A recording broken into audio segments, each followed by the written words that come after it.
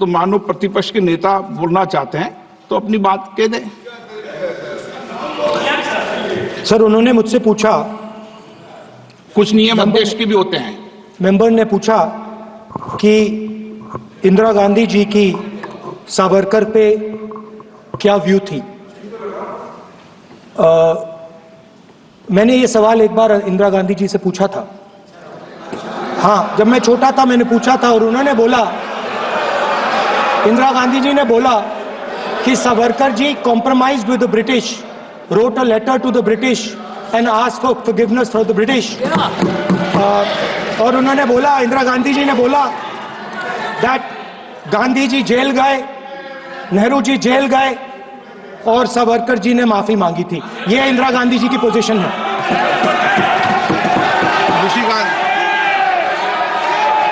एक नाथ शिंदे जी वो बोलेंगे, महाराष्ट्र के ज्यादा सावरकर जी को जानते हैं, तो ही आपको पता चलेगा कि आप बोले, बताएं आप।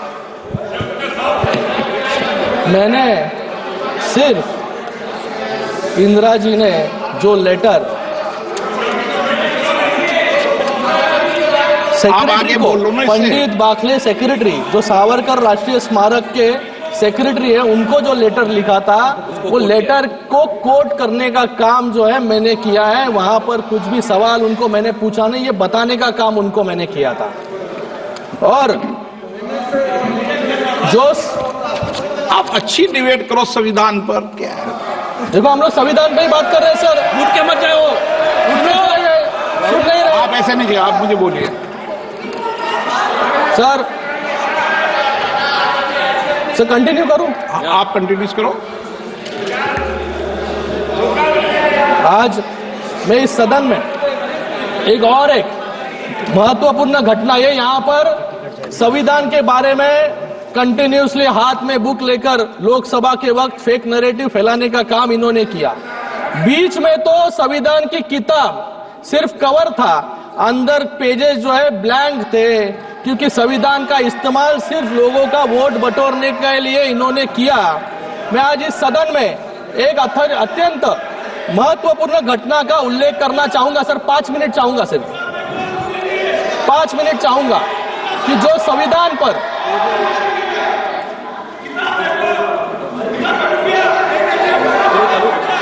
ये यहाँ पर संविधान के बारे में लोकसभा से डिबेट कर रहे हैं, संविधान खतरे में है, संविधान खतरे में है। लेकिन संविधान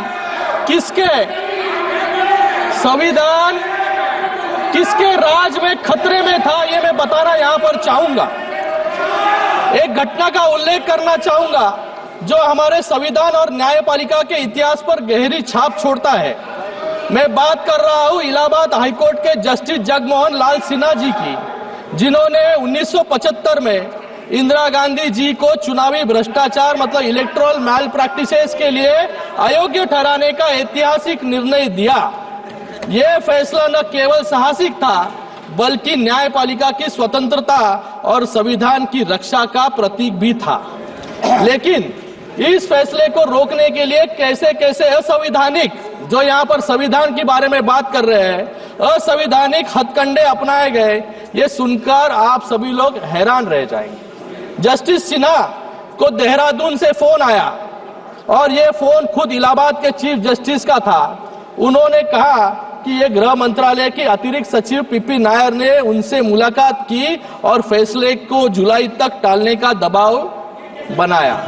ये रिकॉर्ड्स पर है, रिकॉर्ड्स पर है। अरे मैं खुद नहीं बोल रहा हूँ, सबके साथ में सामने ये रिकॉर्ड्स पर है, आप रिकॉर्ड देख लीजिए।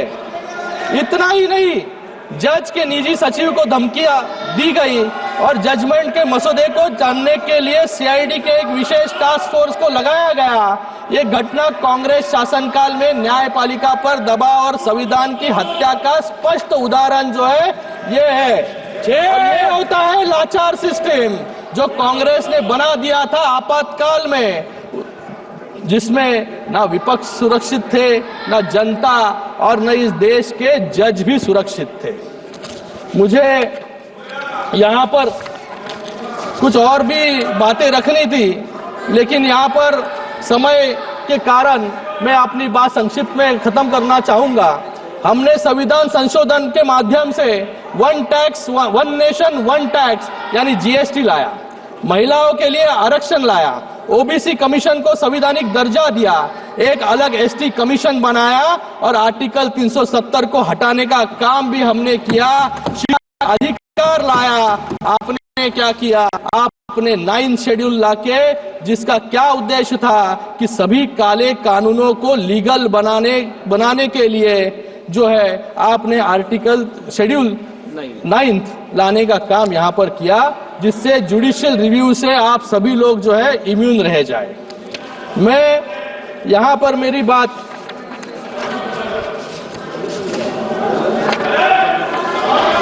यहां पर इन्होंने धारावी की बात की। सर, मैं मुंबई से आता हूं, धारावी के लिए बात करूंगा।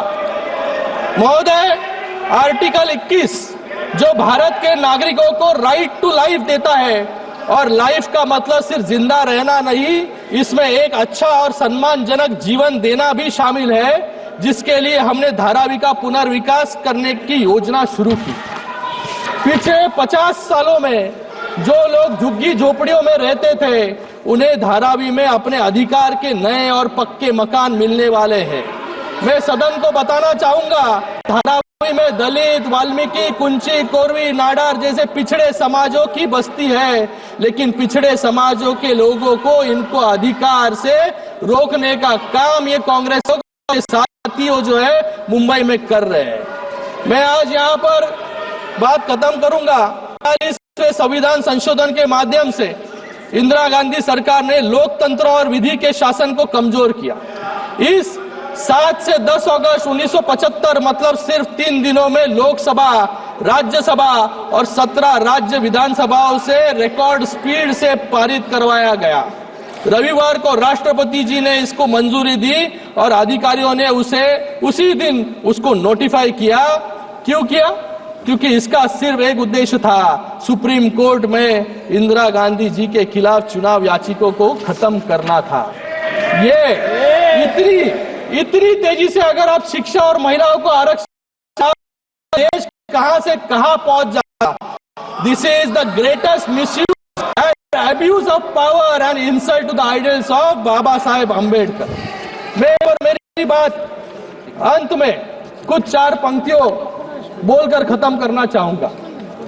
मैं भारत का संविधान हूं, मैं सबको राह दिखाता हूं, समाज के हर वर्ग को उनके अधिकार दिलाता हूं, उलझे न भारत का कोई, सदा प्रयास यह करता हूं, रातों के अंधकार में भी मैं दीपक सदा जलाता हूं।